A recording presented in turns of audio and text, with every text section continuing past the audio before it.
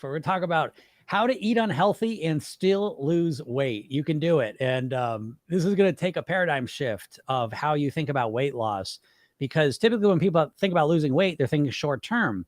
And so when you're thinking short term, there's no room for unhealthy eating. There's no room for overeating. There's no room for mistakes, right? Because you got to be perfect so you lose that weight.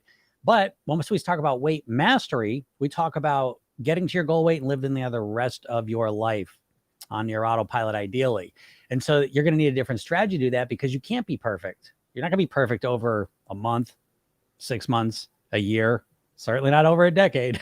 And so we want to prepare for how we're going to eat when we get off track. And most importantly, what this is all about is how do you eat unhealthfully and still lose weight? No one ever thinks about this, right? Because everyone dieting wise is all or nothing. And so this is actually one of those hidden kind of areas that no one ever thinks about that can be a real game changer for you. Because most people are all or nothing, and they literally have a phrase for this, right? It's called the what the hell effect. And more specifically, it's called the counter regulatory effect. When people go on diets, they really restrict their eating, and you can only do that for so long usually. And then once you make a mistake, you go way off track with your eating, right? And so this is a common phenomenon when it comes to dieters. So what I work on with my clients is, how can you eat unhealthy in the best way possible? And so the phrase we usually use to describe this is, how can you minimize the damage, right? We talk about going into minimize the damage mode when you're not eating perfect, but you're also not going way off track either. We're kind of in that gray space. And that's a place that most people don't ever think about, right? How do you go a little bit off track in an intentional way? Again, no one ever thinks about this. But once you do this, and I would suggest that I'm a big fan of making this, off track eating part of your weekly routine. I think it's important for a lot of reasons. But once you start focusing on how can I get a little bit off track and still stay somewhere in the ballpark of my weight loss goals, that's where everything starts to change. And so that's how I want you to think here. So obviously you can't eat unhealthy all the time and lose weight, right? It's being more moderated with it. But very rarely do people think, okay, when I want to not be eating perfectly, what can I do? And again, the answer for this is different for each person, but it starts with the question. And so I can tell you, for me, I'm going to share my own experience with this. Now, I do this every weekend, right? So I have, what I always teach in the Program Yourself Thin course is, you have 5 days of clean eating and 2 days of pleasure eating. Okay. Now, when I say pleasure eating, I'm not talking about going crazy. That's the point. I'm talking about eating for more for pleasure than you are during the clean eating days, but still staying somewhere, in some relative control here. And this is, again, something that you probably are not good at all, because you've never really tried to get good at it. It's not rocket science. It's not that it's that hard. It's just you've never even tried this. Again, it's that all or nothing. And so I will share with you what happened to me. So when I first started doing this kind of 5-2 routine, and it wasn't even 5-2 routine. At first, it was 2-5 routine, 2 days of clean eating. And I got really good at that. And then I started extending the days out. And eventually now where I'm at 5 days clean, 2 days for pleasure. But let's talk about those pleasure days, okay? So what happened originally is those first 2 days, or those 2 days, I was eating a lot of unhealthy food. I was overeating a lot, okay? And eating a lot of unhealthy food all during those 2 days. And over time, though, this is where it gets interesting. Over time, I started to clean up those days even, okay? So that now I still eat for pleasure on those days, but it's even more moderated and regulated. Okay. And I don't want to say those words and kind of scare you about it. But again, it's kind of like the whole concept of, how do I want to eat? How do I want to feel? And I don't like overeating a lot of food. I don't feel good, And so if you start paying attention to how you feel after you eat a lot of unhealthy food, after you overeat too much food in general, you're going to know that it doesn't feel good. But what happens is, when you start to compress kind of your pleasure days into specific days, you start to develop your awareness of how it feels when you overeat, because everything's relative. And if you're just kind of always overeating, you just get used to it. If you are being really strict with your eating and then you kind of go off track, then you're kind of in denial and you don't pay attention to how you feel, because you just feel guilty and ashamed of yourself. And so it's a very unique experience to eat for pleasure in a moderated way when you're not just kicking off a diet and going into denial. Okay.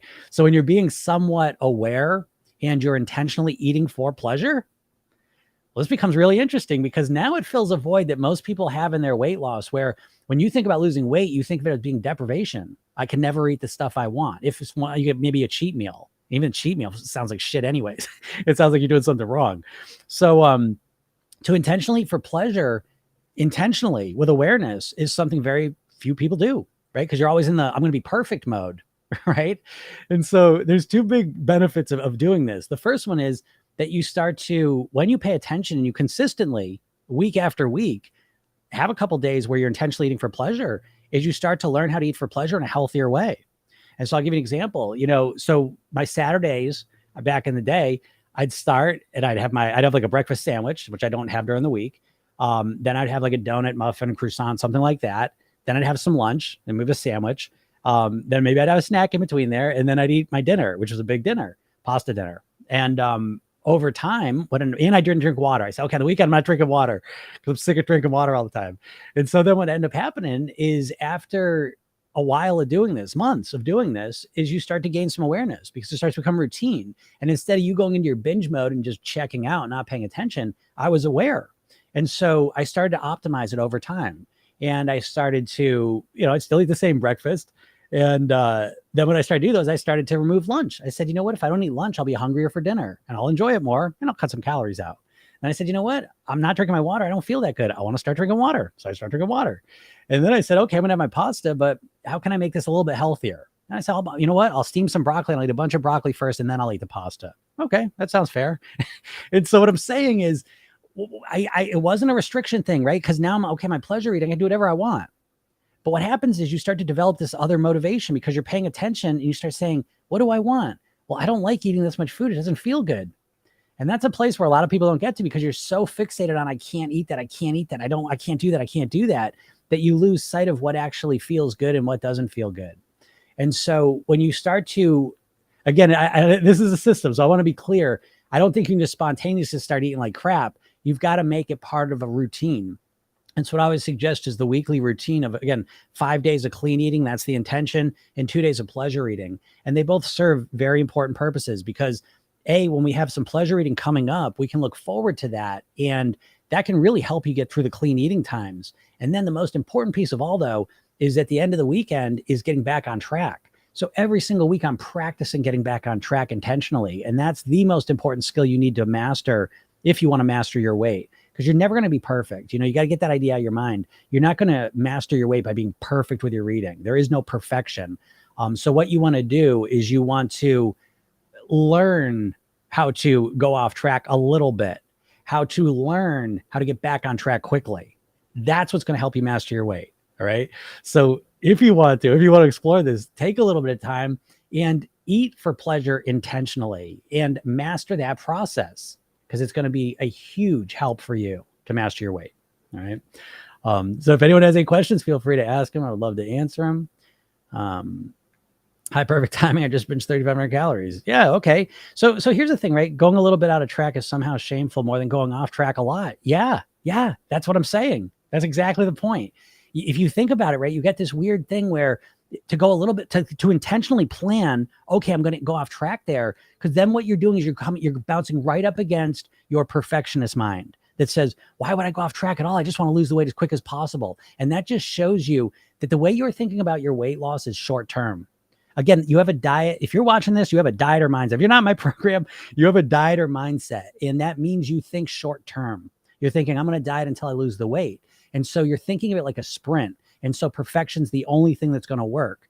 And because, again, right, it's like, I just want to lose the weight. And the second you make a mistake, you completely have blown it. And so what I always teach is weight mastery, not just losing weight, but living at your goal weight for the rest of your life on your autopilot. And with that approach, you need to get good at real living, not the bullshit dieting where you're going to be perfect for a couple days. Because how long you be perfect on a diet? How long you usually last on a diet? Averages are 39% of people can't make it past a week, 75% can't make it past a month, and 95% ultimately fail on a diet. So that approach does not work. And you said the exact right thing, that when you think about going a little off track intentionally, like planning for it, you feel guilty about it. And that should be an awareness that something's not right. Right? Because what are you thinking, that you have to be perfect? Because it's that thinking you have to be perfect that leads to the way over binging. It's a direct response because of that. I mean, that's what I'm telling you. They literally call it the what the hell effect. It's the counter-regulatory effect, and it's unique to dieters. Okay. So when you restrict yourself so perfect, you think you're gonna be perfect, perfect, perfect, you build up all this pressure. And then usually the pressure blows and you go way off track. Is that not what you've experienced? So again, the alternative to that, you're never going to be perfect. You might as well get yourself off of that path. You're never going to be perfect with your eating. Never, ever, never, never. It's not even an option for you. You're never going to be perfect with your eating. So I don't know what to tell you. So once you accept that, then you start moving on to real plans. But as long as you keep yourself in the bullshit delusion that you're going to be perfect with your eating at some point, you'll always be stuck with your weight, because you think you just think there's some ideal you's going to show up on a Monday and just all of a sudden eat perfect. And it's never going to happen because you're a human being, And so instead of expecting that you're going to be perfect someday, start planning for reality. And this is part of doing that. So do you ever feel fatigue? Oh yeah, of course. Sure. I mean, not fatigue like I used to, you know what I mean? Like my fatigue, I think, is a lot different. Listen, everything's relative, so that's important too. You lose the weight. Not everything doesn't get perfect. I mean, good days, bad days. I'm in great shape. I'm really super healthy, but days when I'm tired, days when I'm energized, so that always exists because everything's relative. So it's important to remember that, because, you could start losing weight and you're like getting results and you're feeling good. And then you have a day where you feel like shit about your body and you say, oh, what's the point? Again, you have to recognize that's what's going to happen, because no matter what, I feel days I feel like shit about my body. You know what I mean? Like, it's just natural. And so there's no avoiding that. And I think it's important to recognize that from the beginning, because if you're not planning for that, the day you feel like a discouraging day, you're like, oh, what's the point? I go, oh, if you think like losing weight's going to fix everything, it's not. It can make things a lot better in a lot of different ways. But that's one of them. So yeah, I don't feel as fatigued as I used to. That's for sure. But yeah, of course, some days I feel fatigued. Do you ever feel fatigue in the beginning? Beginning of what? Oh, you're talking about dieting, probably. I believe.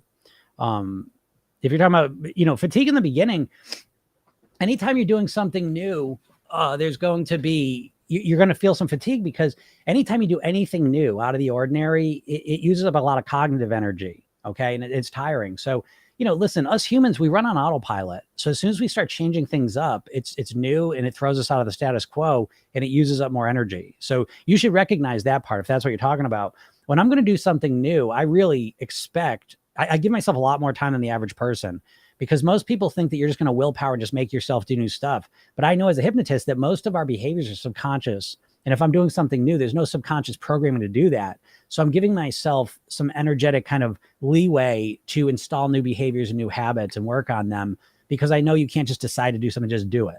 You have to learn how to do it and kind of, internalize it and make it into a routine. Do you believe in set point weight theory? I do, but in a different way than you probably usually hear. I think the biggest thing controlling your set point, of your weight, because I do believe that you are, because think about it, right? Most people, if you're not thinking about dieting or you're not going crazy with your eating, your weight pretty much hovers around a similar point, right? And so I don't think that set point is physical. I think it's primarily mental. I think you have a self-image. I think the way you think about yourself, part of that is your weight. And if you've been, my program, this one of the first things we work on is your self-image. Because that you need to know that right from the beginning, because this is a process of becoming a different version of yourself, a different person. You may not like the weight, but if you've been living with the weight for a while, you're familiar with it. And there's a comfort with that, because you know what to expect. You know how to make your way in the world as this overweight person. And so when you start to lose weight, you become a different version, and it's a different way of kind of operating in the world.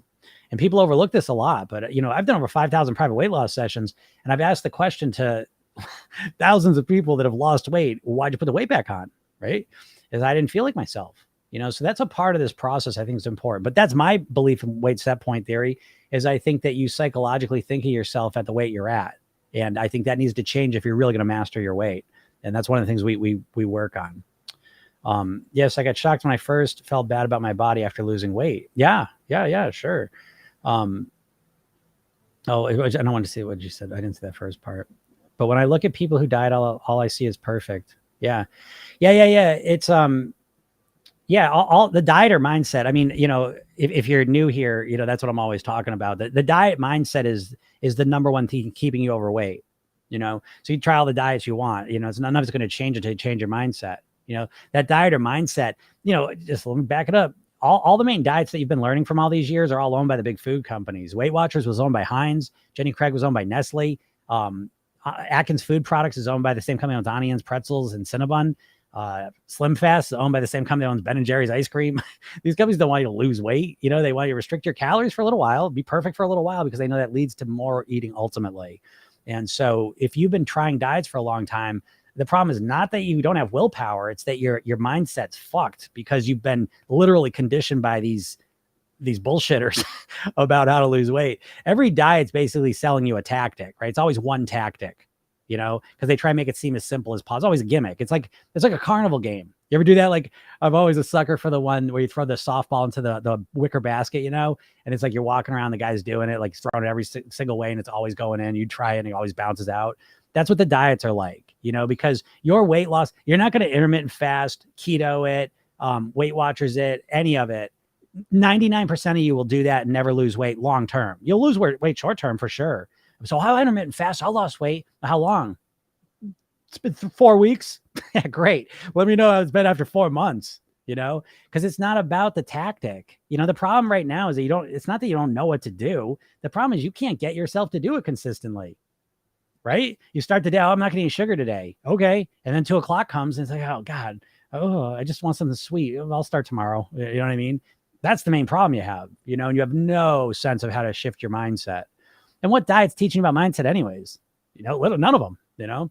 So that's what I help people with. You know enough about what to eat and what not to eat. You can always learn more nutrition. Don't get me wrong, but the primary problem you have is not that you don't know what to eat. So any diet coming down the pike is not going to be the answer for you. I mean, shit, there's people, I get them on here all the time. I've worked with them that, they get surgery, you know, people with surgery put the weight back on. That's how powerful the mindset is. I mean, they literally shrink their stomach to this big so they can't eat a lot at a time. So what do? They just eat all the time, constantly, you know, and put the weight right back on. So mindset above all else, you know, that's the number one thing controlling your weight. It's more important than your genetics, your hormones, your metabolism, your metabolic disorder, your menopause, your diabetes, all of it. Your mindset's more important than all of those things. How do I change that? Yeah, I mean, it's a process. You know what I mean? I always say weight mastery, in my opinion, in my program, we teach an inside out approach, you know, because it's the way you think, feel that leads to your behaviors. And obviously your behaviors lead to your weight.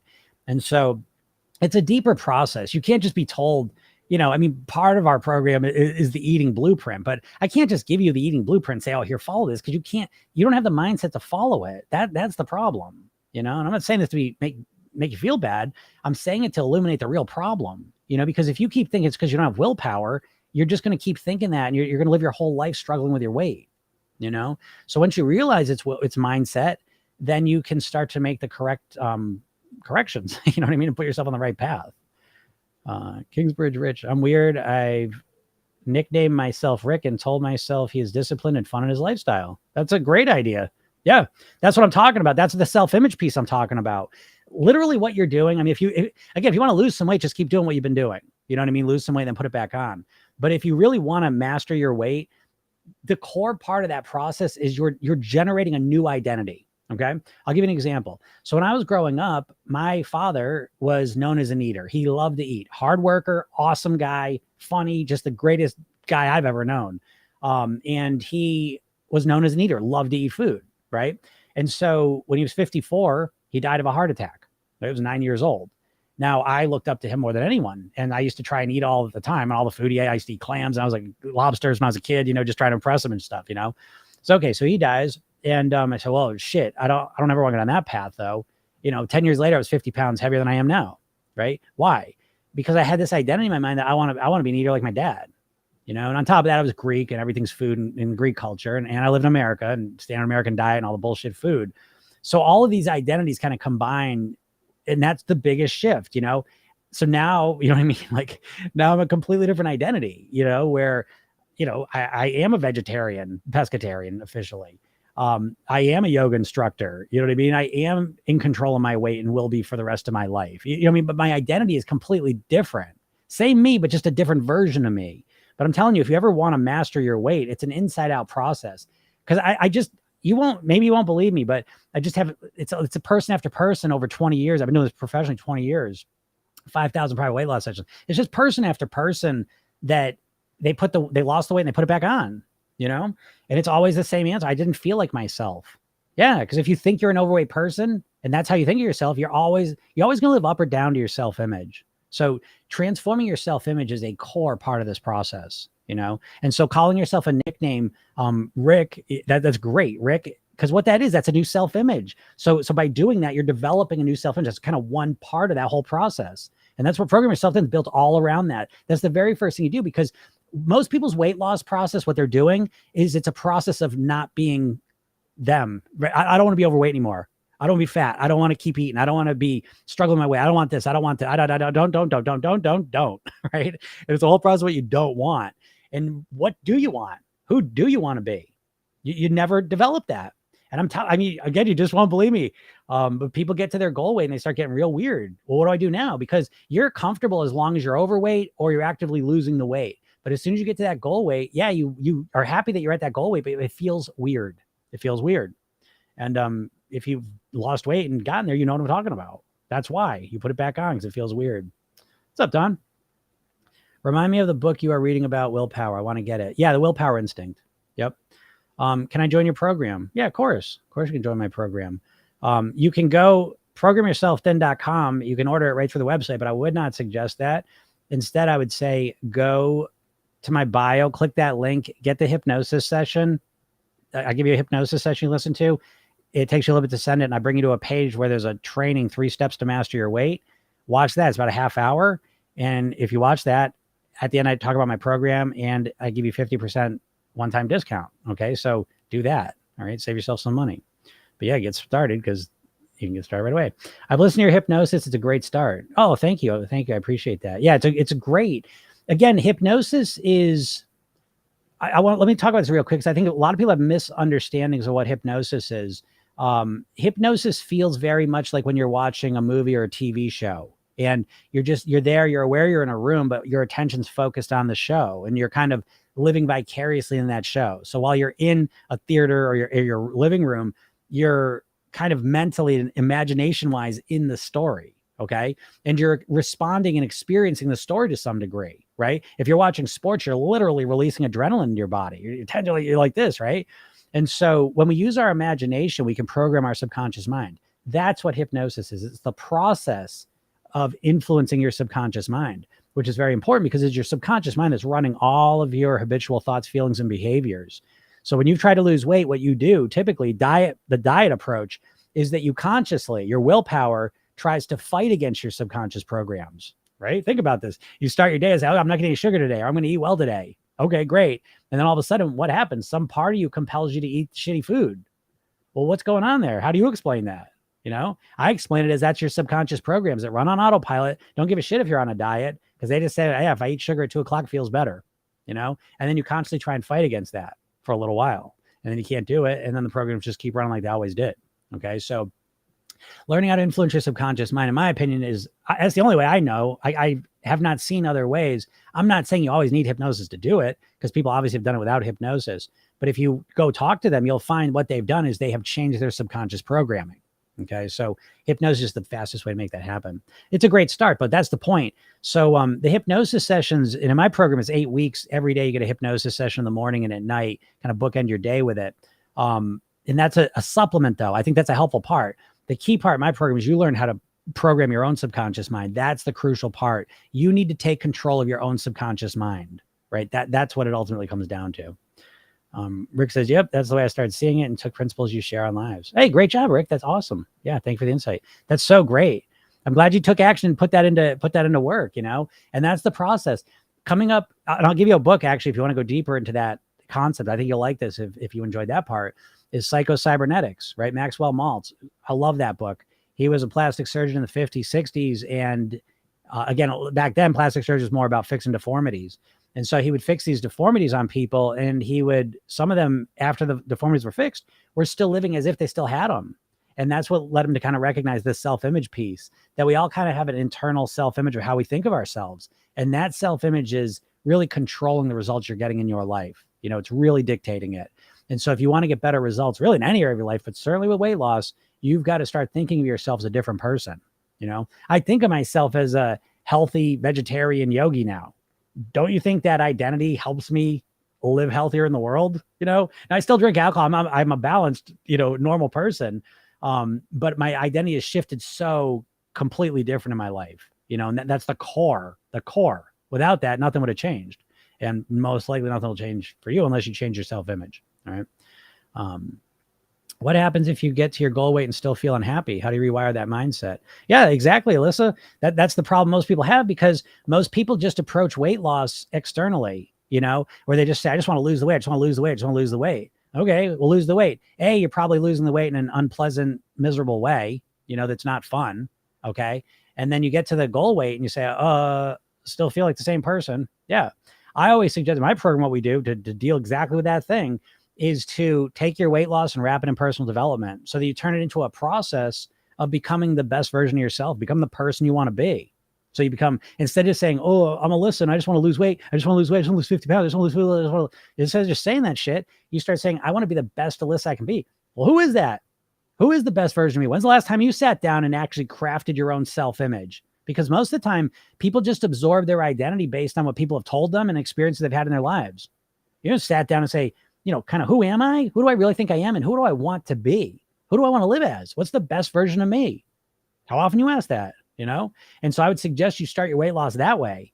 So you say, okay, what's important to you? Maybe you're a parent, maybe you're a child, maybe you're a partner, whatever roles in your life are most important, start building it around that. I want to be the best parent I can be. I want to be the best partner I can be. I want to be the best entrepreneur I can be. Whatever is valuable to you in your life, this should become a process of how to improve those things. And the weight loss is almost secondary. Okay. So if you ask me, well, what motivates you, Jim, to stay at your goal weight? I'm not going to get to how I look for a while. I'm going to start off, longevity. I want to live as long as I possibly can. And I think the way I'm living is the best way to do that. I think being in a normal BMI range gives me the best statistical chance to live as long as I possibly can. I think eating lots of whole natural foods gives me the best chance to live as long as I possibly can. Because again, my dad died when I was 9 years old. I don't want to do it to my kids and my family. Okay, that's probably the number one pain motivator for me.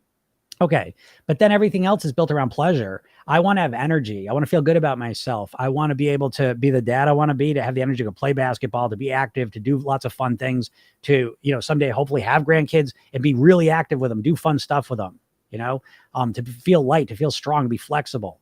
I want to have the energy to be the husband I want to be. I want to have the mindset, the positive emotions to be there, for the people in my life that are important to me.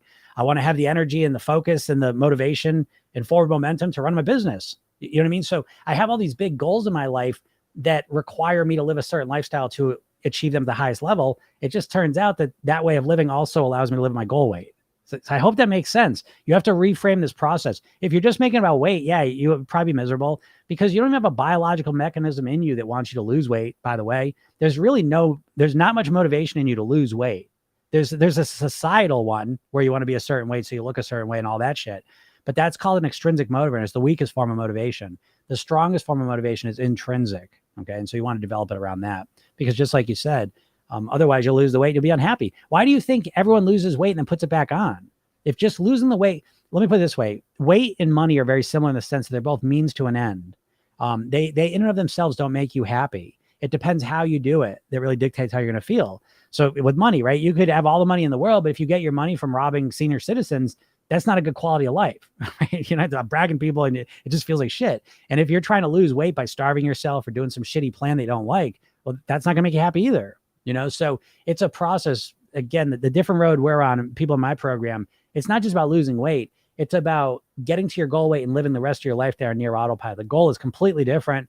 And so the strategies to accomplish are completely different, right?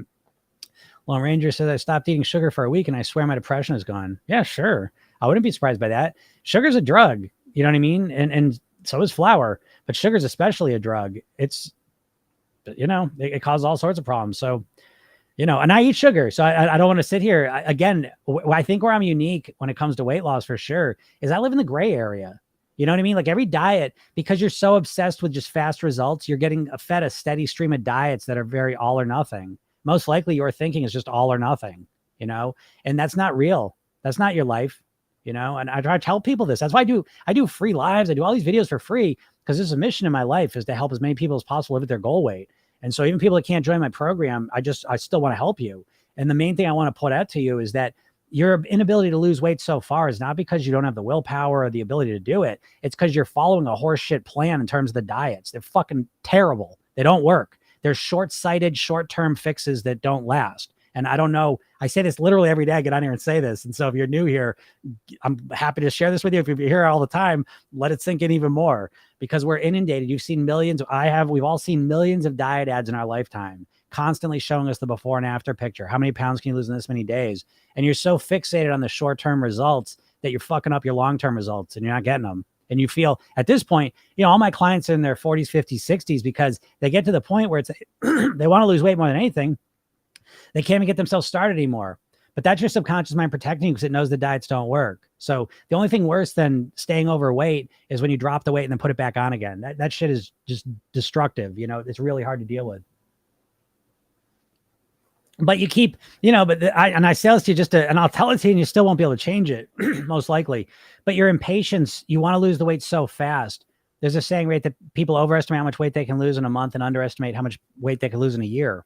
And you're so fixated on short-term results, it's keeping you trapped in this constant loop. And you just keep repeating the exact same initial part of weight loss over and over and over again, So I'm sitting here telling you to you so you can try and correct it. But it's until you kind of bring some patience to the process and start to realize you want to genuinely change your weight for good, you'll always be stuck on that trap, Thanks, Lena. You have such incredible advice. I appreciate that. I really do have incredible advice. I sound like a conceited asshole, but I've been doing this for so long. And I know for a fact I'm coming at this.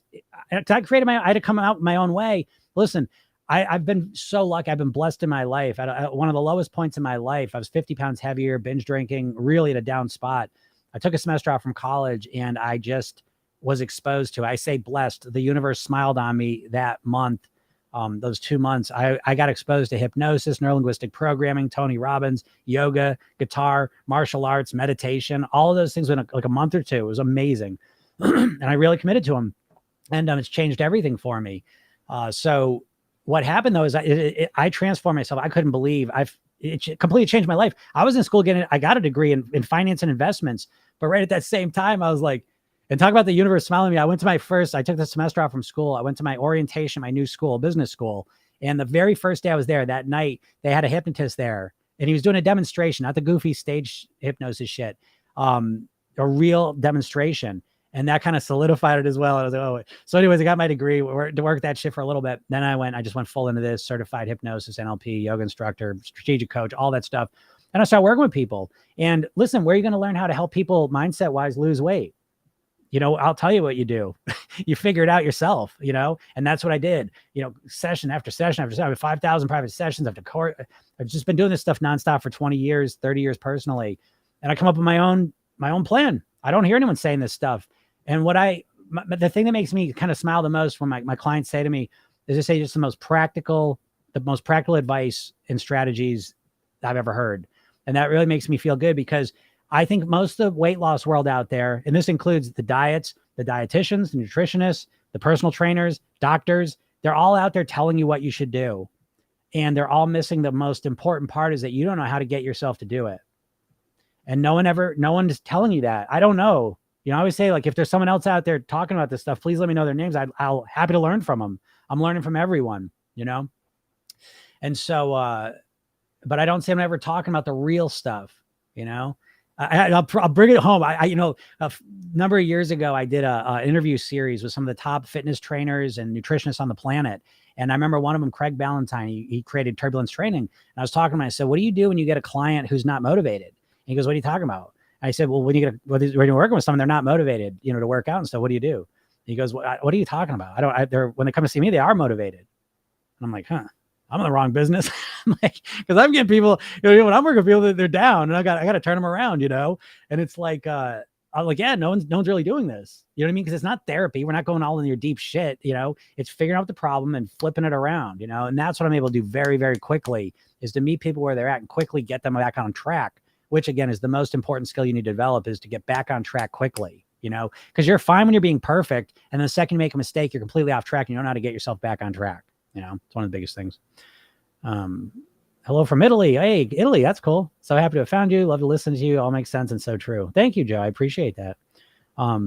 Did you completely give up drinking or now do in moderation? I do it in moderation now. And that was a whole path for me because I was literally a binge drinker, the worst drinker in my school, high school, worst drinker in college. And for the first 2 years, I had a real problem. And, when I said, okay, I got a handle on this, I was getting, oh, maybe you should identify as an alcoholic. And I was like, it just never sat right with me. Everyone's got to make their own choices. And I said, that doesn't sit right with me. And so I really worked on moderating it.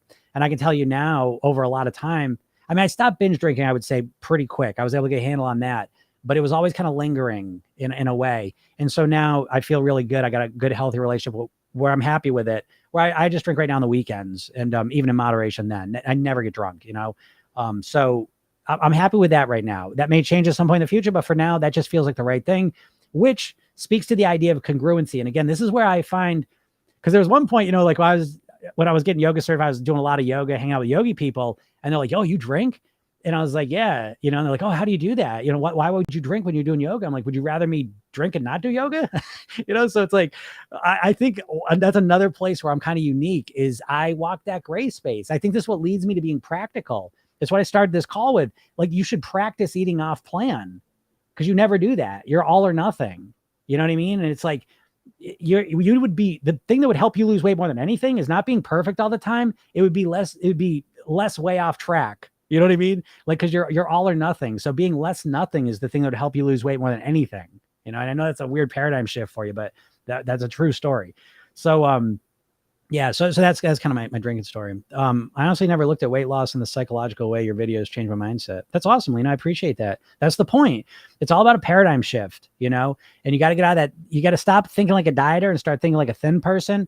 And to think like a thin person, you need to learn how to do it, which is another way to say you need to learn how to be thin.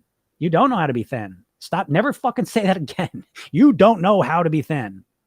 You know how to lose weight for a little while, sure. But you do not know how to be a thin person unless you've lived as a thin person for a while. And if you don't know how to do it now, then you don't know how. You've forgotten. And you're in different situations, different. You need to relearn. That simple. Because if you keep telling yourself, oh, I know what to do, I just got to do it, you're never going to get anywhere because you're bullshitting yourself. You don't know how to do it. If you know how to do it, you do it. Don't you want to lose weight? Then why aren't you doing it? It's because you don't know how to get yourself to do it. So it's important to recognize where you don't have the skill set or the knowledge.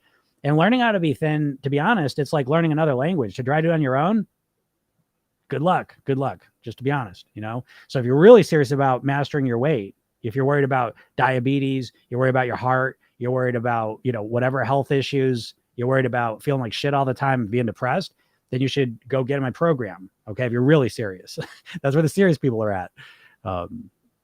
What's the best way to stop eating at night? That's a great question. That was my first thing that I really tackled. The first thing I would suggest is that you look at it like it's a practice. Okay. So you're not just going to make a decision Sunday night that I'm not going to eat at night anymore, because that's bullshit. Yes, you will. And so we want to look at it as a practice. I'm going to practice not eating at night. And the way to do that is to start doing something else. Again, this gets to the point. Your subconscious mind doesn't understand negatives. If I tell you not to think about a banana, what are you thinking about? And so when you say, I'm not going to eat tonight, I'm not going to eat tonight, you're thinking about eating tonight. Okay. So, and this is most of your diet. Most of your weight loss stuff is built around what you're going to stop doing. Okay. Which is the first big problem you have to overcome. So what you want to do is start thinking, well, what do I want to do? What do I want to do instead?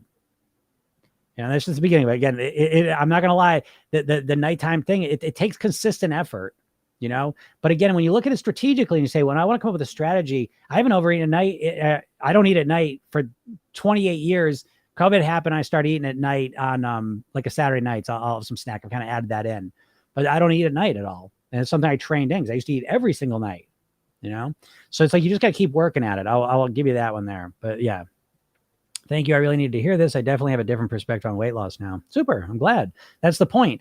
And that's what I want you all to have. I want you to have a different perspective so that you can feel hopeful again. Because I know if you're thinking about diets and you're in that mindset, you're thinking about diets, surgery, or that fucking injection, which is a nightmare, Yeah, it cancels the food noise because it makes you feel nauseous. You want to walk around your life feeling nauseous? You want to have to get injections for the rest of your life? You want to pay that money? You want that shit in your body? Like, I mean, when you got that big ad, I've never seen a medical ad. Usually they hide that, they tuck all the side effects and potential problems like in the fine print, I've never seen an ad with a big old bold thing right on the front of the ad at the top saying, watch out for thyroid tumors. You know what I mean? Like this isn't, we're not taking aspirin. We're not talking about aspirin here. We're talking about really serious medication. And by the way, that medication doesn't even fix the problem. You know what I mean? Like what it does is it helps your body. It helps people that are type 2 diabetic where their body doesn't produce insulin anymore because they've spiked. You know how this works? Because I'm surprised how we live in a country where 75% of the population is overweight or obese. I forget the percentage now that's pre-diabetic or diabetic, and how few people understand what the hell is going on with diabetes. Okay. What's going on is every time you're eating sugar and flour, especially, okay, and there's high glycemic foods, but sugar and flour especially, every time you're eating those, they're powders. And so when you eat them, they quickly absorb into your bloodstream. They spike your glucose levels. Okay. As soon as your body has spiked glucose levels, you have high glucose levels in your blood, it's dangerous. And so what happens is your pancreas releases insulin, and the insulin basically unlocks the cells and tucks the glucose into it and clears it out of your bloodstream. But your body's not good at measuring insulin release because spiking your glucose levels is completely unnatural. If I brought you into the woods and said, I'll give you $1 million, you can spike your glucose levels, guess what? You wouldn't be able to spike your glucose levels unless you happened upon a beehive and ate all the honey. How would you spike your glucose levels in nature? You can't, you know? So our bodies aren't good at measuring that. So what happens is we way unnaturally spike our glucose levels, and then we overshoot the insulin a lot of times. Then we crash the glucose levels, and now everybody says, oh shit, I'm tired and hungry. And so we eat some more bullshit, spike the glucose levels, insulin. And so you do that a number of times. Eventually what happens is the pancreas cells can't produce the insulin anymore. Now we have type 2 diabetes. And so what that new medicine does is it helps your body produce more insulin. But it's not fixing the main problem that you keep fucking spiking your glucose levels constantly, 8, 7, 6 times a day for every single day of your life. So what do you think is going to happen over time? Never mind. You know what I mean? Like, so what? That's going to make you feel nauseous so you can't, eat food, and then it's going to, cause you to make insulin. Again, it's just a Band-Aid, and that's the world we live in, where we have a medical system that's really makes all their money off of treating the symptom, not finding the cure. And so even the way you think about weight loss is all symptom dependent. You're not finding the cure, which is a mindset shift. You need to change your mindset. Is there a website to explain the program and the cost? Yeah, go to programyourselfthin.com. Programyourselfthin.com. It's one word, but I'm telling you this, right? Because you're on here and you're taking action by listening to this. Don't buy it from the website. You can go to the website and you could, the session, there's a link to it. You can get it there. You can go to my bio, click that link, get the hypnosis session. And once you get in there, it'll bring you to a page to watch a training, 3 steps to master your weight. Watch that. It's a half hour long. You'll learn a lot about how to master your weight. And then I talk about the program at the end, and I give you a 50% discount. Okay. So just so you know, I don't want to have a heart attack. The program's $2,000. Okay. It's $2,000. If you get 50% off, it's $1,000. All right. So it's for serious people. You know what I mean? Because what happens is, again, it's the most comprehensive program you'll ever take. But on top of that, I work with you 3 times a week. We have 3 coaching calls a week, and those are crucial. I'll tell you, everyone in my program literally everyone in the program is an intelligent overthinker. Most of them are pretty successful professionally. And it never stops surprising me that you won't believe me when I say this to you, and you won't believe it until you get in the program and I do it to you. And you see me do it to other people every single week, every single call. But you're completely missing the biggest things that are keeping you overweight. Like, I'll give you an example of what I'm talking about. I don't think she's on here. She's on a lot of my lives, but she just joined 3 weeks ago. And she's just like this. This is everyone, but she's just like one of the most clearest examples of that. Again, super smart, very successful professionally. She gets on the first call and she goes, well, Jim, I don't know. Let's see what happens here, because I'm doing everything right. I don't know what's going to happen because I'm doing everything. I'm just not losing weight, So, okay. Good. I hear that all the time, right? I know that's not true, right? So, anyways, long story short, we talk, whatever. Next week she gets on and she goes, actually, you know what? Turns out I snack every night between 8 and 10 every night. You know what I mean? And not only does she snack every night, 8 to 10, the snacking consists of getting up 3, 4, 5 times during those 2 hours, walking over to the fridge, getting a snack. They want to sit down, get up. So what I'm trying to tell you is that your eating habits are on autopilot. They're subconscious programs. Okay. And so, you're unaware of a lot of what you're doing. It's just, I had someone yesterday, again, they run their own business. So when I'm saying this to you, they're smart, intelligent people. And like I'll track every day. I track everything and I'm not losing weight. I don't know what to do. We had a 10-minute conversation and it is like, oh shit, I totally missed that. Well, what they missed is that they do track what they want to track, but they're missing the key parts of their day where they're not tracking accurately. And so I'm just trying to tell you that I know you feel frustrated. I know you feel like you've done everything. And I promise you haven't, you haven't. Why is it some people can't be hypnotized? Everyone can be hypnotized. Absolutely everyone is and always is hypnotized throughout your life. Every single person. You can't not go into hypnosis. Now, could you let me hypnotize you in a kind of formal setting? No, a lot of people won't do that because they don't feel comfortable. They don't trust it, whatever. You don't need to be hypnotized because hypnotized that's such a bullshit phrase. Again, it makes it sound like the trance state is the value. It's not. Going into a trance is just a vehicle to influence your subconscious mind a little more effectively. Okay. You're hypnotized all the time. You're hypnotized when you're watching TV or a movie, right? You're in a catatonic state watching it and you're just absorbing everything that's being said. You're not questioning every little thing. Like, oh, this isn't even real. I'm just looking at a light on a screen. I'm just hearing sound waves hit my ear. None of this is real. These are all actors. This is just a story someone wrote. They're just pretending. That couldn't happen. That's not real. Do you know what I mean? Like, you're not sitting there doing that. You're just going along with it. And that's all hypnosis is. It's using imagination to influence your subconscious mind. It's an inward focus of attention. Yes, we are changing our nervous system from a sympathetic fight or flight response to a parasympathetic one where we're relaxed and calm, like when you're watching a movie or a TV show. You're in a very receptive nervous system state. And then we're using your imagination to program your subconscious mind to do what you want to do. You do this all the time. You just don't call it hypnosis. Okay. So you go into states of hypnosis all the time. But yeah, you might be a person who's skeptical. You might be defensive. And so you're not going to allow someone to hypnotize yourself. If you're trying to hypnotize yourself using hypnosis, self-hypnosis, again, what you're looking at probably is to go into some magical state. That doesn't exist. It's the process. This is what I always teach people. Is the first thing you learn in my program. It's a 2-minute technique to program your own subconscious mind. And you don't need to be in a trance to do it. You could do it. You do it all the time. So you could watch like a documentary about sugar. That's hypnosis because it's going to change your subconscious paradigms and perceptions of what sugar is. And that's going to change your behaviors. So that's the hypnosis we're talking about. Can you talk more about how you stopped eating at night? Yeah, sure.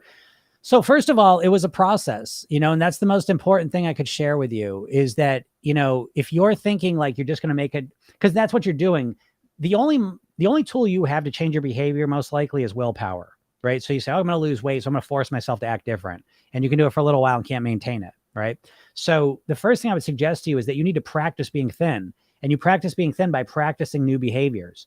And so I always tell in my program, we always start people with the worst habit you have. What's the habit that's showing up multiple times a week? And for a lot of people, it's eating at night. Okay. So you're going to go in and say, oh, you want to do the quick thing. I'm just going to stop myself from eating at night. That's not a solution. That's just a temporary fix. It's not a fix, And so, how did I stop eating at night? It was a consistent process. I used my programming technique to learn, I'm trying to try and make it because there's a lot of context here. That's what I'm trying to say. Like you're in a dieter paradigm. And so you want me to share some tactic with you that you could just use and that'll just fix it. But the problem is this paradigm of yours is the main problem you have. Okay. So if I share a tactic with you and you stay the same mindset, it's not going to work. And so I'm always trying to think like, how can I explain it? Because there are tactics, sure. But the more important thing is there's a different paradigm around it. Okay. So let me explain what I mean. Some of the differences I'm going to give you some of the mindset shifts I made to stop eating at night. Okay. One of the big ones was realizing that if I don't eat at night, so the first one is I changed that. The mindset shift, the biggest one is, let me ask you this, Houdini. I've got to get to a point. I'm just trying to think how I want to phrase this. So Houdini, if I could ask you, I'm assuming you eat at night. That's why you're curious about this. But right now people say, oh, I snack at night. I eat at night, right? That's such a great way to fucking minimize what's going on here. Okay. Let me reframe it. So let me ask you, Houdini, you answer this and I'll answer you.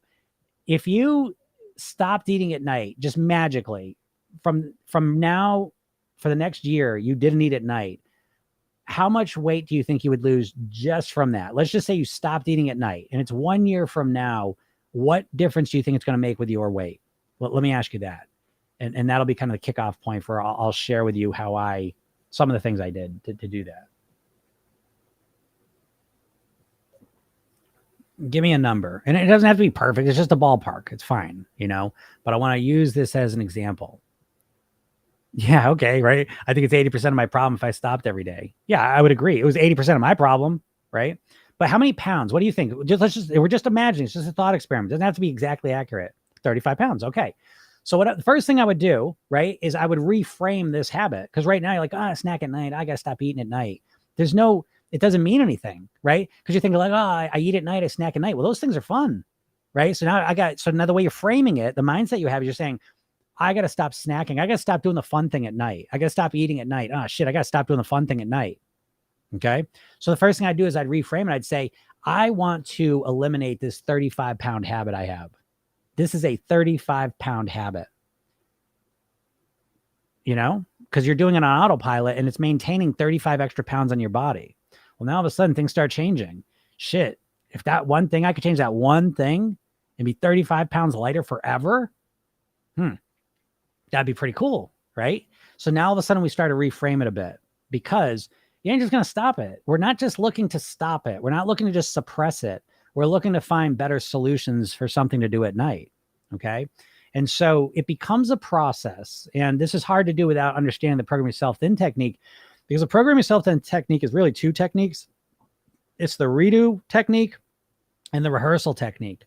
So the redo technique, you're learning from the mistakes you make. So let's just say, for example, usually people use the redo technique on their worst habit. And again, you might spend a month or two on this worst habit.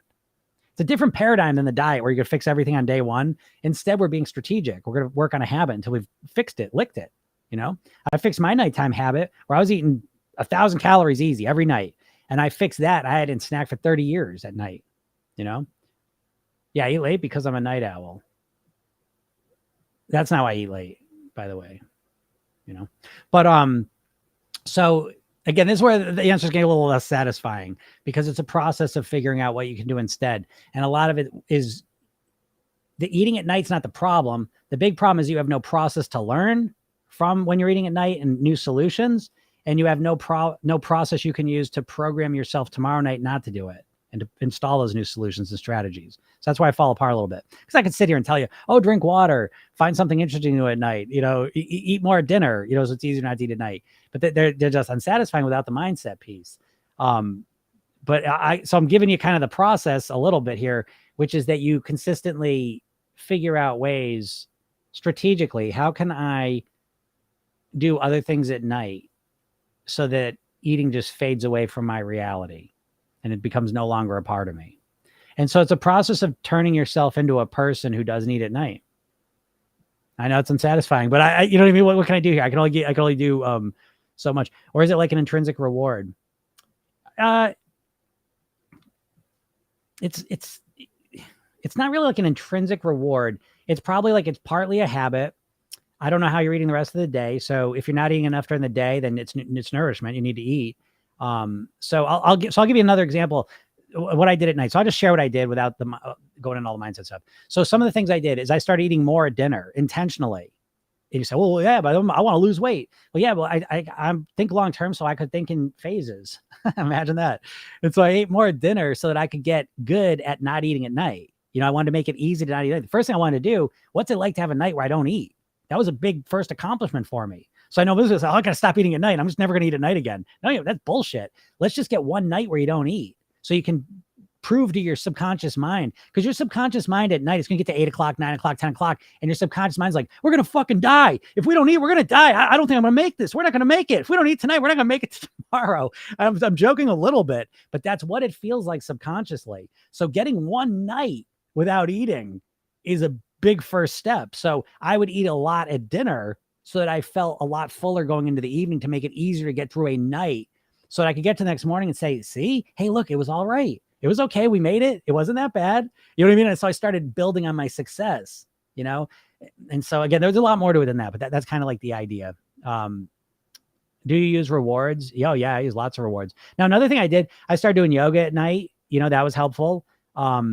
You do most likely need to change up your routine initially, because most of your behaviors you have a part of your brain. It's like procedural memory, right? And so a lot of your behavior is very like, this happens, this happens, this happens. Your subconscious mind's computer like in a lot of ways. And so it's just running processes. And so if you look at your evening routine, you're going to notice it follows a very specific process and the food pops in there at a specific time. You're not eating that way in the morning, so a lot of our behavior is just like, and so if you change this, the next one kind of changes, right? So changing up your routine obviously helps with it. And there's a lot of different strategies you could use, but it's really about figuring out which ones work best for you. I really get control during the day, and often I'm not hungry until like 1 p.m. Yeah.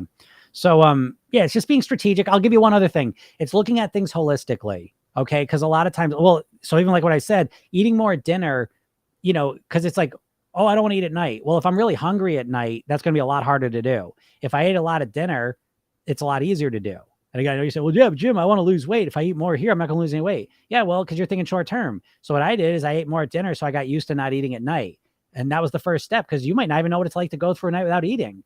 And so I got used to that a bit. You know what I mean? And then it started to feel okay. And so then I started, once I got kind of a handle on nighttime eating, and I added lots of different strategies. I drink water.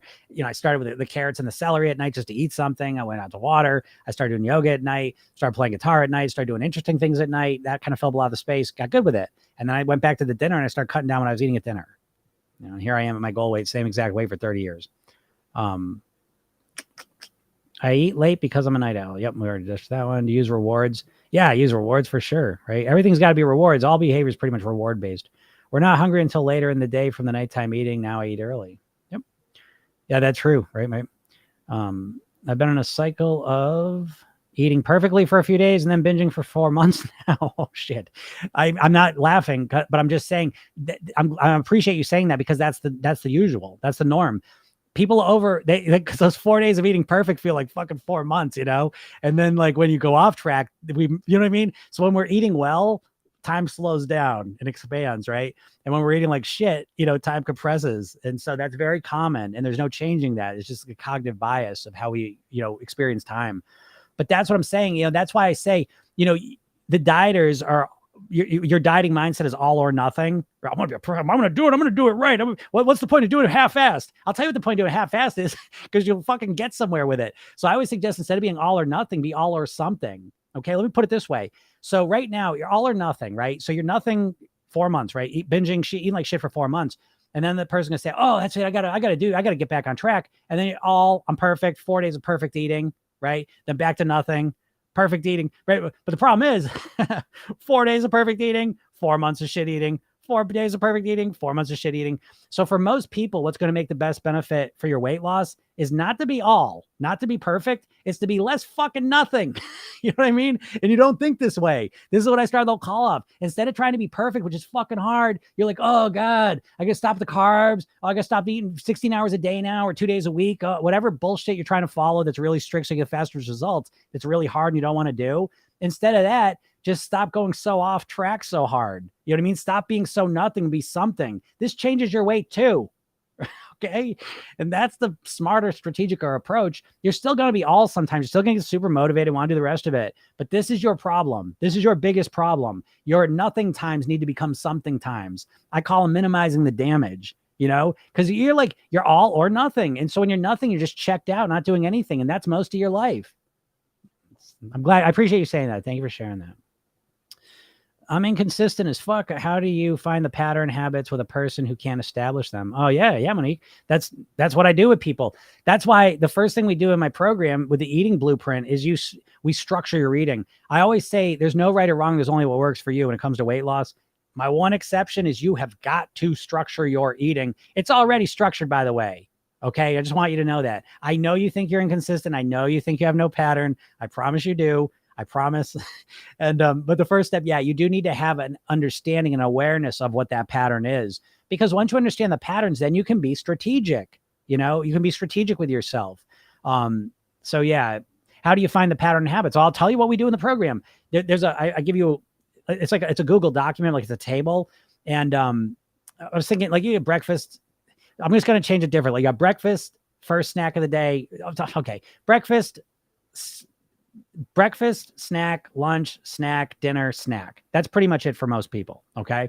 So you start categorizing it that way, Monday through Sunday. And you just write down, what do you typically eat for breakfast on each day? What do you typically eat between breakfast and lunch each day? What do you eat for lunch each day? What do you eat between lunch and dinner each day? Now, again, I know it's different stuff, but you just write what you may typically eat on a Monday.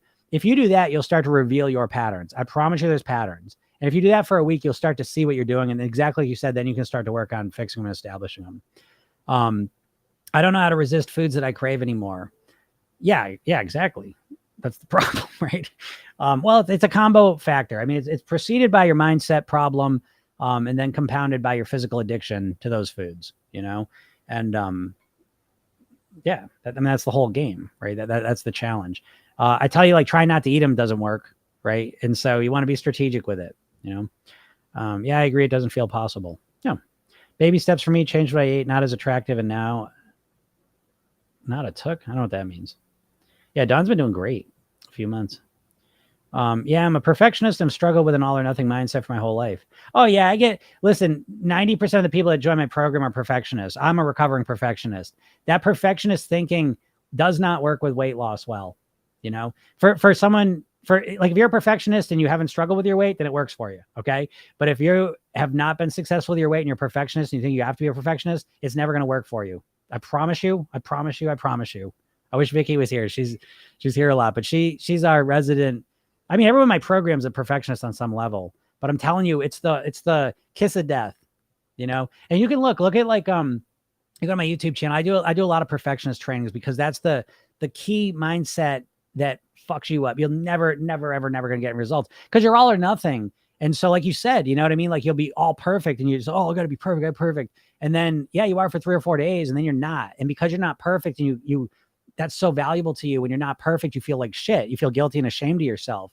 And so you just have to check out. And so there's a big problem with that is you never learn. You never learn from your mistakes. You never grow. You never evolve into the person you want to be. I just did this lesson yesterday. You can't be perfect and learn at the same time. And your process of losing weight is a process of learning. And you don't approach it that way because most people, the dieter approaches it. There's no learning. Just tell me what to do and I'll do it. Well, what do you do once you stop doing it? I'll wait 4 months and then do it again. The same fucking thing where I do it perfect for 4 days and then stop. You know what I mean? You've got to take a step back, look at yourself from an angle, notice your pattern of doing it perfect and then not doing it perfect for 4 days, not doing it perfect for 4 months, and say, Jesus, this is not a smart strategy. I'm a perfectionist. I'm smarter than this. This doesn't make any sense, and start making a better approach to it because you're thinking you're going to be perfect is the stupidest shit ever. It's like, if you want to be I like perfection as an aim. You know what I mean? It's fine to aim for the stars. Great. But you got to know, I want to be perfect, but I can't be. And so that's the world I'm going to live in, and I just made a video of this. I'm going to release it soon, but what would serve you a lot better with your weight loss instead of your weight loss, if you think about this is kind of profound. I think your weight loss is all planned around you being perfect. It's you okay, now I'm ready to do this perfect plan, right?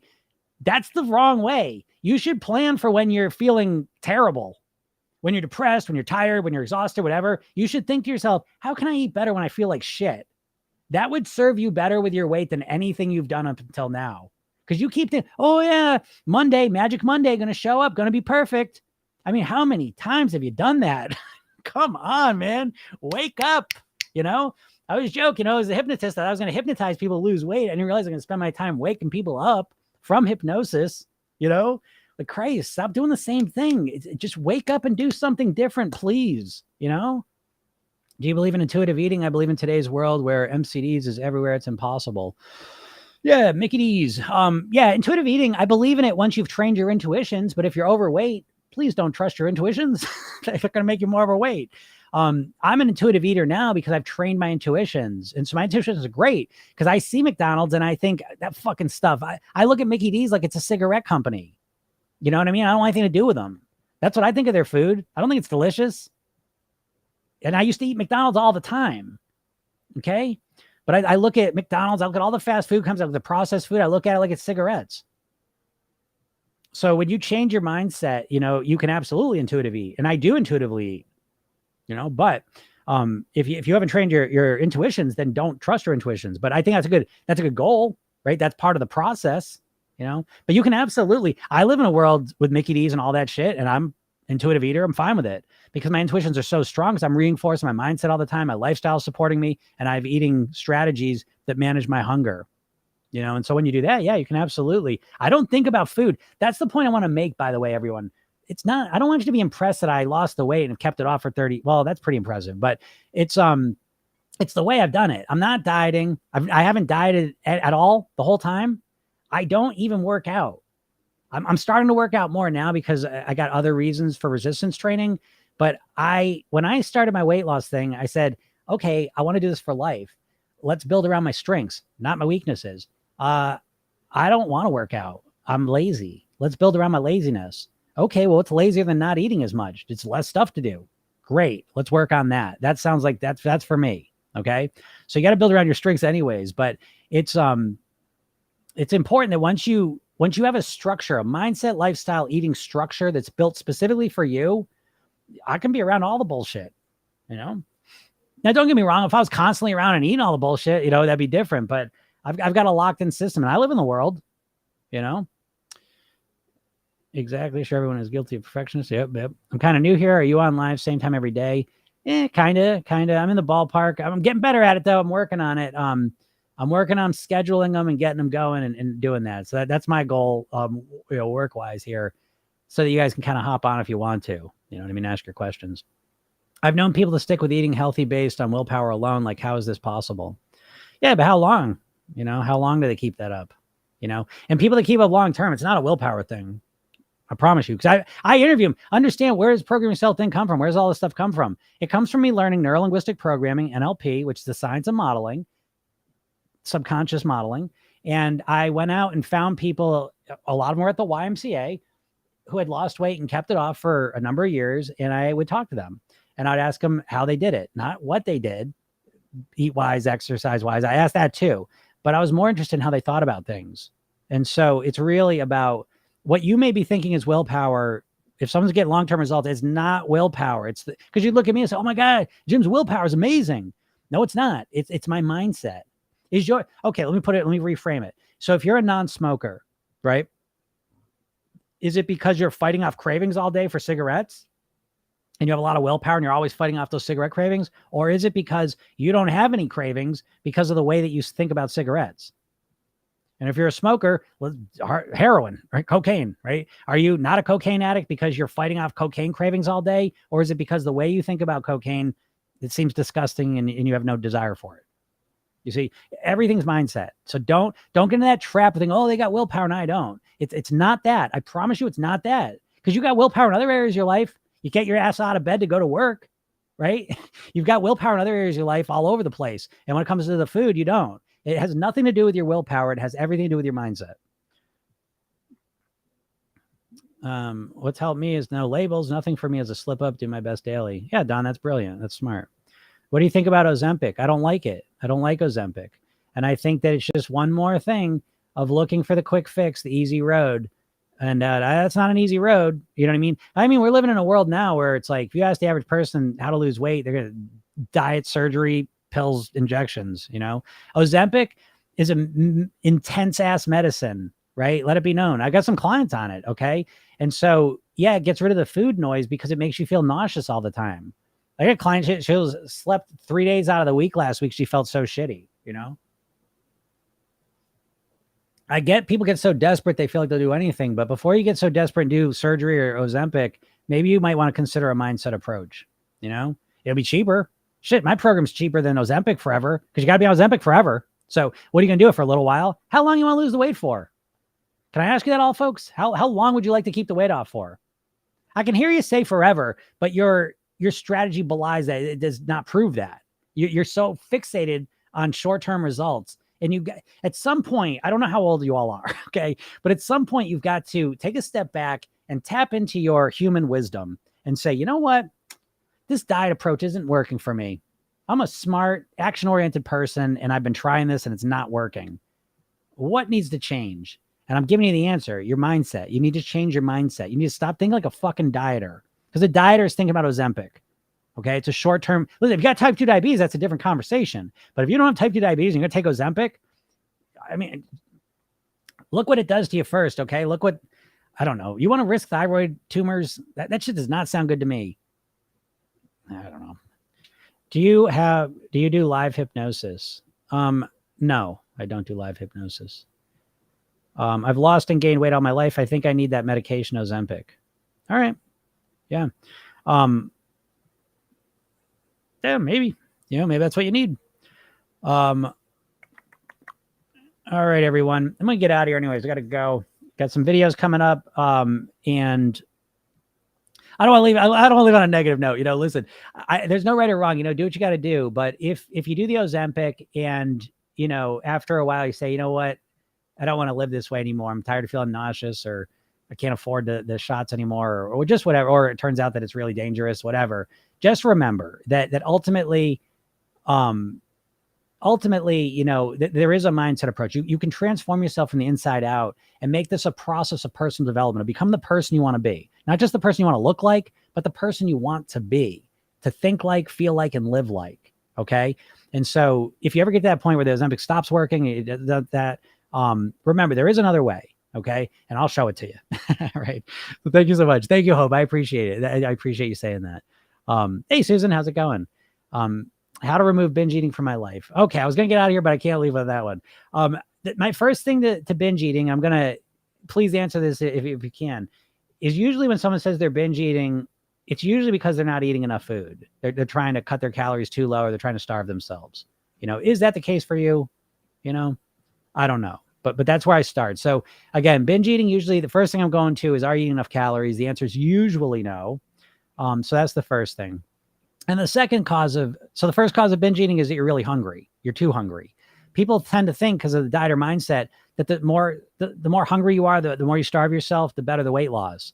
And that's ass backwards, because the hungrier you are, the harder it is to eat well. So yeah, you can starve yourself for a little while, but it's not a long-term strategy. And so you really, again, if you're not building for long-term strategies, I don't know what you're doing. You know what I mean? I don't get it. But so the first step is making sure you're eating enough, and that'll help you with the binge eating. And then the second reason that people binge eat typically is emotional, And so again, if you look at our culture, the main, food is really positioned as the number one emotional management strategy, that people use, is they use food to feel better and feel good things and to celebrate, and to avoid feeling shitty and to deal with shitty emotions, And so part of the process of mastering your weight, certainly part of the process of dealing with the binge eating stuff, is to start to develop better strategies that have nothing to do with food to manage your emotions. Okay. Again, and in the program, that's a big part of what we do. How do you naturally manage your emotions? That's going to take you a far way towards mastering your weight, and your eating. All right. So, that'd be my quick suggestion for that. And obviously it's deeper than that, but I'm just giving you kind of the flyover, solutions that most people, benefit from. All right. So cool. All right, everyone. If you're here, if you're enjoying this, you're serious about your weight, go to my bio, click that link, and oh no, here we go. So it's okay. So now I can't get out of here, but now I get triggered. What do I think about water fasting? I think water fasting, I've done 18 days before.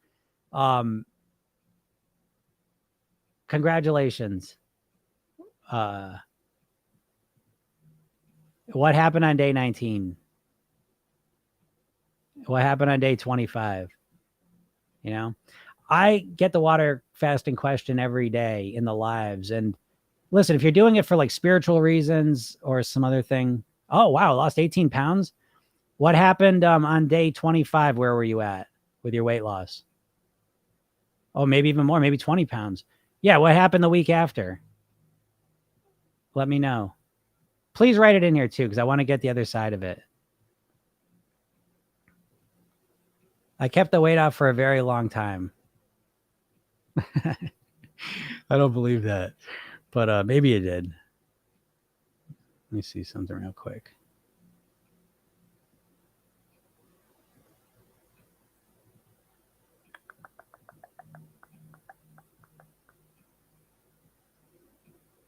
I'm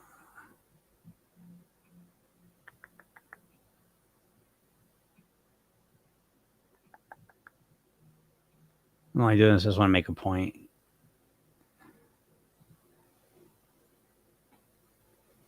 All right. So Stab Face says, I lost and gained weight all my life. I think I need that medication. What do you think about water fasting? I've done 18 days before. How did you do with it? I lost 18 pounds, maybe more. I kept the weight off for a very long time. So why are you asking about Ozempic then? Why don't you just water fast? I don't want to be an asshole, but it's stuff like this, because it's like I see all the time in the comments, oh, I'm doing keto and I lost 30 pounds. I did intermittent fasting, I've lost 40 pounds. And it's like, well, how long have you been doing it? No, the week, 2 weeks, 3 weeks, a month, 2 months. Okay. When you've been doing it a year, 2 years. Okay. It didn't work in the end. So, I mean, answer your own question. It didn't work in the end. It didn't work in the fucking beginning. Do you know what I'm saying? Like, it was never a long-term solution.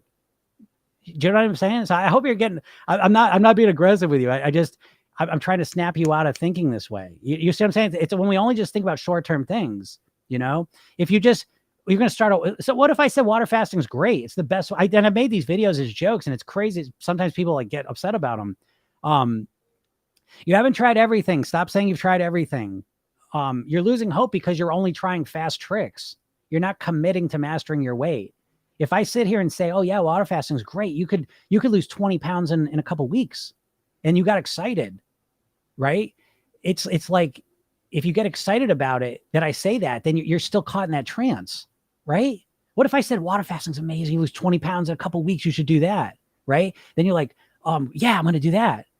Why? I would never say that. I don't mean that, just because again, people get triggered and they just like, I made a joke one time. I made a video. I said the fastest way to lose weight, right?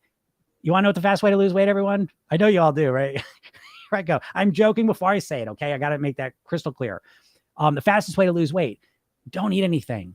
Okay. But that's not enough. You want the fastest way, right? The fastest weight loss possible, right? Don't eat anything. Stop drinking water. Exercise as much as you possibly can. Right.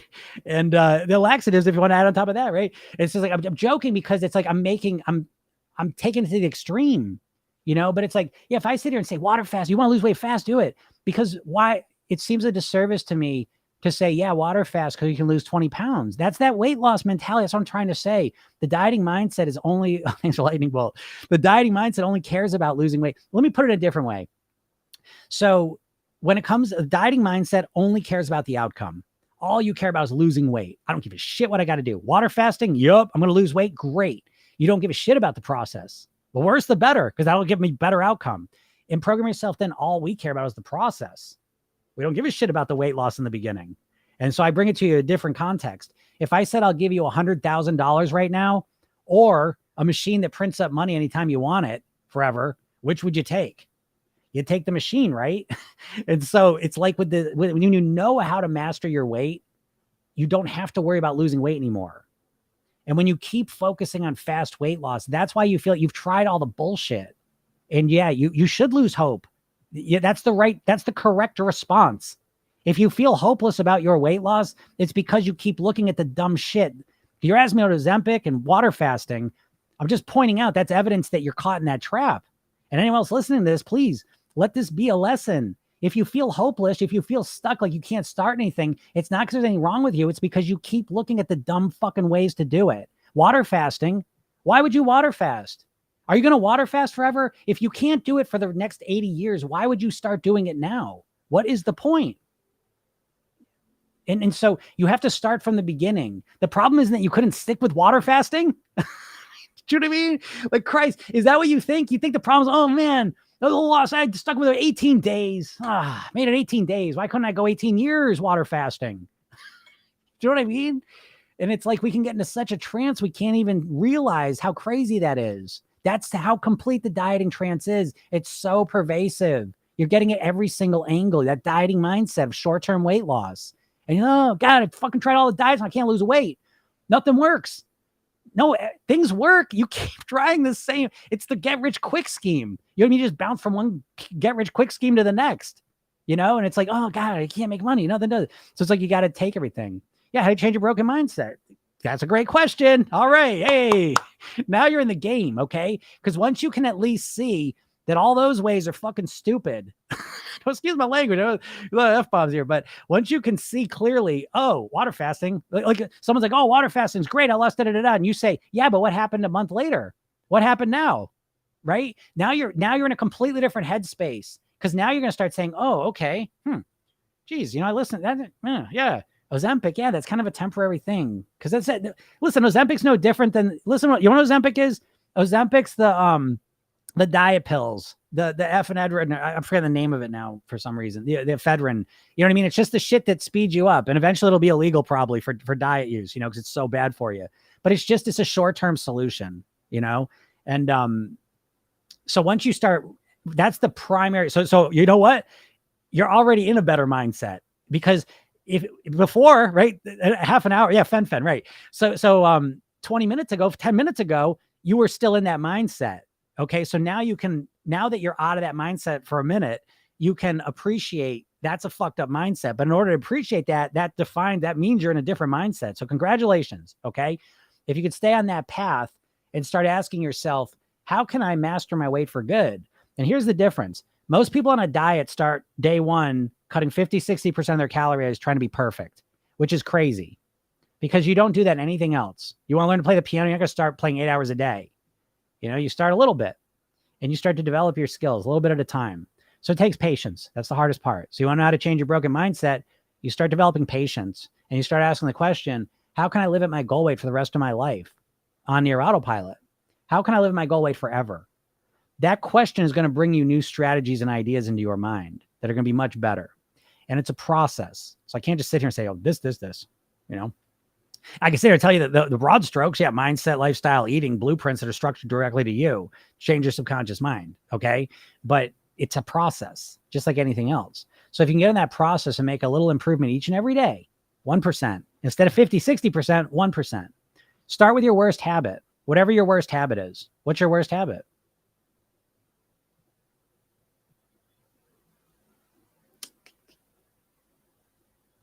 Yeah. Lori said, people ask me how I've been successful. My answer, I finally decided to. I started eating right. Yeah, great. And you probably just like start eating right perfectly all one day.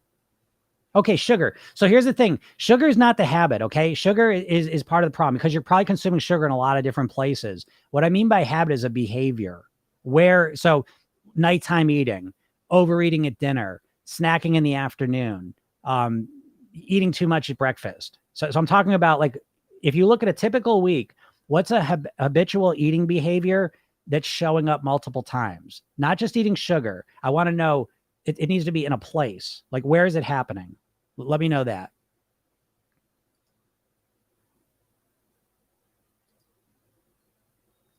And I'll tell you.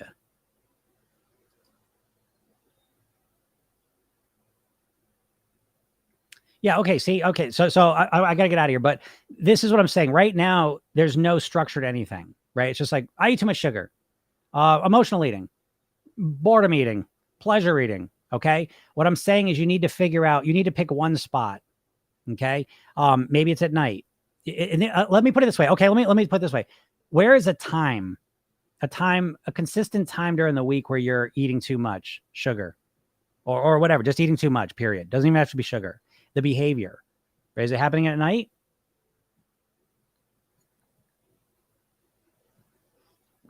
Nighttime. Okay. So that's where I would start to focus on. And I'll give you another one, right?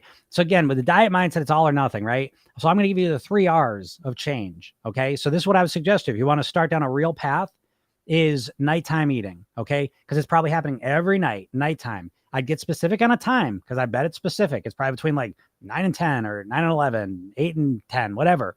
Get specific about the window. And now give yourself 3 options. You can reduce, replace, or remove. Now, remove is what most people want to do. I'm just going to stop eating at night. Well, that's the hardest one. Yeah, quickest results, probably the shortest lasting. Okay. So you probably want to stick with replace or reduce. Okay.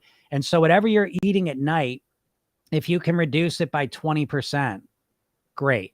If you could replace it with something healthier by 20%, great. It's an improvement. So instead of thinking you have to do it all at once and overwhelming yourself, start to think of what is a way I could change and make it better that feels manageable and maybe sustainable. I also love bad and unhealthy food. Yeah. Well, you don't love it. You know what I mean? Love is a pure thing. You know what I mean? We love people in our lives. Even if we don't like certain things, but we love them, you know? And you can't love something that's causing you so much pain, you know? Not a true love anyways, but anyways, yeah, so you go work at that. I love bad and unhealthy food. So you go to work on saying, okay, let me reduce my bad and unhealthy food at night by 20%. Does that feel doable? I mean, shit, if you're able to water fast for 18 days, cutting your bad and unhealthy foods down at night by 15, 20% should be a breeze, and then you get used to that. And then after you get used to that, you cut another 10, 20% down. Is there any specific foods I should be eating? Yeah, I would eat whole natural foods. So what I would do, right, if I was you and I was eating a bunch of shit at night, is the first thing I would do is I'd probably get, I don't know, I'm just saying this, I could be anything: carrots, apple, banana, celery, hummus, and I'd eat some of those. I'd say, okay, I can have the shitty food, but I'm going to eat that stuff first, and then the shitty food. So before you even start this, I'd say, how much shitty food am I eating at night? Am I eating a bag of chips? You want to have some structure, some sense of what you're doing, because you can't improve it if you don't know what you're doing. And the only improvement when you don't know, I don't know. So you got to get rid of it completely. So you need to get a sense of where you're at. And if let's just say you're eating a bag of chips every night. Oh, ice cream. Okay. How much ice cream are you eating on an average night? Do you know how much? Like a pint of ice cream, a gallon of ice cream, a scoop of ice cream?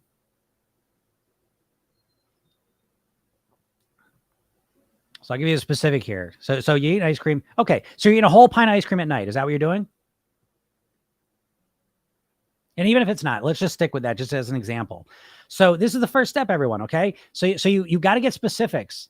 Yeah. Okay. A pint of ice cream every night. Okay. So again, you're a person who can do an 18-day water fast, right? So cutting that pint down to, first of all, I would never eat out of a pint thing. Okay. Because a pint, and don't, hey, listen, light energy. So I'm glad I'm staying for this, because don't feel bad about this. That's the first thing. Don't feel bad about it. It's not a bad thing. It's just a habit that you've started up now. And what I would suggest is I would start to cut down on the pint, right? So the first thing I would do, I would never, and I used to eat out of a pint container. You don't want to eat out of a pint container. There's a thing called the Zeigarnik effect. And basically it says our mind doesn't like open loops. Okay. So when we open like a container of food, there's a lot of drive to finish the whole thing just to finish it off. Okay. So a pint is like that. So what I would suggest, first thing is I would take that pint and I would stop eating out of a pint thing if that's what you're doing. And I would scoop ice cream into a bowl. Okay. And before even that, I would proceed it and I would say I can have ice cream, but I would start with something healthy before it. Again, I would probably stick more vegetable based: carrot, celery. I don't know what you like. If you probably don't like that stuff. Carrot and celery is pretty neutral, apple, banana, whatever. I would eat something with some fiber, something healthy first. And then I would say that I can have dessert after that. Yeah, watermelon's great. Yeah, watermelon's fine. Any fruit, vegetable will be fine. Okay, especially with where you're at. Okay, so watermelon's great. I would put something healthy before it. This is called habit stacking. Okay, so you got the habit of eating a pint of ice cream. So you keep that right now. But let's put something before it that's healthy, right? It could be, what I would do is I would, again, carrot, celery, apple, banana, again, I'm just naming 4 simple, but it could be literally any fruit or vegetable, watermelon, any of it. I would do that. And then I would say, and I got to drink a glass of water. And I would drink a glass of water. And then I would say, I got to wait 5 minutes and then I can eat ice cream. And when I ate the ice cream, I would say, I'm not eating out of a pint thing anymore. That's ridiculous. That's what they want me to do. So I eat the whole thing. I don't want to do that. I'm still going to eat ice cream, but what I'm going to do is I'm going to eat, I don't know, 2 scoops of it. I'm just ballparking it. Anything that's less than a pint is where I would start. Yeah, drink lots of soda too. Yeah, it's a big problem, right? It's liquid candy. But again, one thing at a time. We're not doing everything. Okay. Yeah, better ice cream's another option. You know what I mean? So again, that's the replace method. Right? Better, lower calorie ice cream is an option. Yeah, orange juice. Yeah. So you're spiking your glucose and sugar all over the place. But again, notice what we're saying. We don't want to do too much at once, but these are just some options for you. Scoop the ice cream out into a bowl, consume less of it than you normally do. And I think if you did those things, it would be relatively easy for you not to eat a whole pint. And so instead of a pint, maybe eat half the pint, and then get used to that. And once you get used to that, it feels normal, then you work on lowering that a little bit. Okay. But you hear what I'm saying? It's not, I'm giving you specific ideas, but I don't want to get caught up on the ideas as much as it's a process. I want you to understand the process of changing your behavior. That's your worst eating habit, is at night. And, most people try and just completely wipe it out, and then they do it for a little bit and then they can't keep it up anymore. And they go right back to what they always did. This is transforming it. So it takes a lot more patience, but you're going to end up with a strategy that's much more long lasting. Okay. And so again, and then it's trial and error. That's that redo technique I was talking about, so it's like there's more to it than this, but that's the first steps if you're serious. All right. And again, the first step is really like, what am I looking to accomplish here? What am I looking to do? If you just want to lose weight, that's not gonna be enough. You got to make it bigger than that. There we go. I think I take on a lot of energy and emotion and go to food to self-soothe. Oh yeah, for sure. For sure. People use food to self-soothe all the time. Unfortunately, it's a shitty self-soother. You get so focused on that 15, 20 minutes of eating and you think it's so amazing. But if you zoom out and look at the big picture of that eating, that 15 minutes of soothing is causing you 24 hours of intense pain, shame, guilt, frustration. If you look at the big picture, is that 15 minutes worth the rest of that? I don't know. Stab face. You're welcome. Okay. I'm glad you stuck with me. Cause again, when I get frustrated like that, it's all because I care about you. I really want you to do better. Okay. And I know you can do better. All right. But I hope you really internalize that realization you had today. Give yourself the glasses, the invisible glasses, to be able to see the bullshit and avoid it from now on. So that when you feel yourself, oh, water fat. Oh, when you feel that, no, wait a second. That's just short term. That's short term. I'm about long term from now on. I only going to commit to long term. And if you commit to that one shift alone, it starts you on a completely different path. That's what I can tell you, because I know you're feeling hopeless, and you should feel hopeless on the diets. You should. That's the correct feeling. Start putting yourself in the right direction. I realize I'm unconsciously comfortable in my obesity, which contradicts my needs and wants. Yes. Okay. Again, awareness precedes all change. Great. That's great awareness. Okay. Not the most comfortable feeling, but you can never change until you realize exactly what you realized. That's that. Most people, I always say this, you weigh what you want to weigh subconsciously, and don't get upset. Right. But subconsciously, you want to be what you weigh. Maybe you're a woman and it protects you from attention from men.